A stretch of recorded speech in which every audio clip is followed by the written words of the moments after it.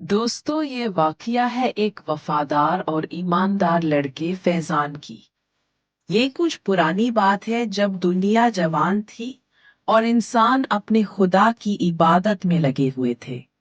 एक छोटे से गांव में एक गरीब लड़का रहता था जिसका नाम फैजान था।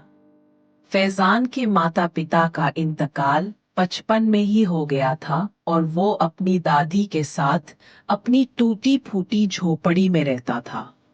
उसकी जिंदगी मुश्किल से भरी थी, लेकिन उसके दिल में अल्लाह के ईमान बहुत मजबूत था। वो रोज अपनी नमाजें अदा करता पर अपनी दादी की देखभाल करता। गांव के लोग उसके नेक नियत और मेहनती स्वभाव से जानते थे। एक दिन जब वो जंगल से लकड़ियां लेकर लौट रहा था तो उसे एक पुराना कुआं दिखाई दिया। ये कुआं गांव से दूर था और लोगों ने इसे जिन्नात का मकान बताकर आने से मना किया था। लेकिन फैजान को प्यास लगी थी और वो कुएं के पास गया। जैसे ही उसने कुएं में झांका, अचानक उसे एक आवाज सुनाई दी। ए इंसान के बच्चे, तुम्हारी हिम्मत कैसे हुई हमारे मकान में आने की? फैजान डर गया, लेकिन फिर उसने बिस्मिल्लाह पढ़ा और हिम्मत से बोला, मुझे बस प्यास लगी थी।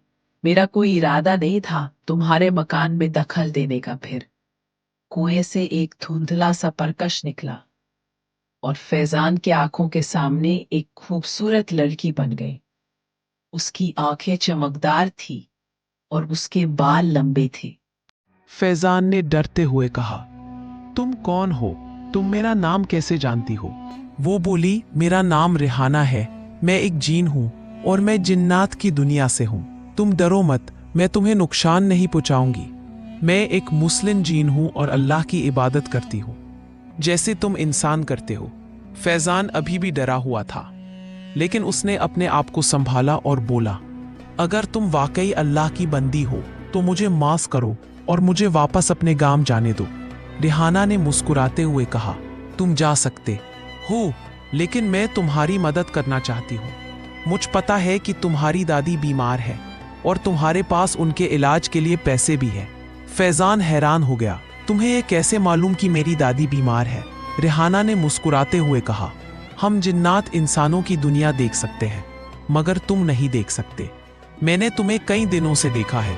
तुम्हारी मेहनत और ईमानदारी मुझे बहुत अच्छी लगी। फैजान ने अपने कदम पीछे की ओर कर लिए और बोला, मेरी मदद कैसे कर सकती हो तुम?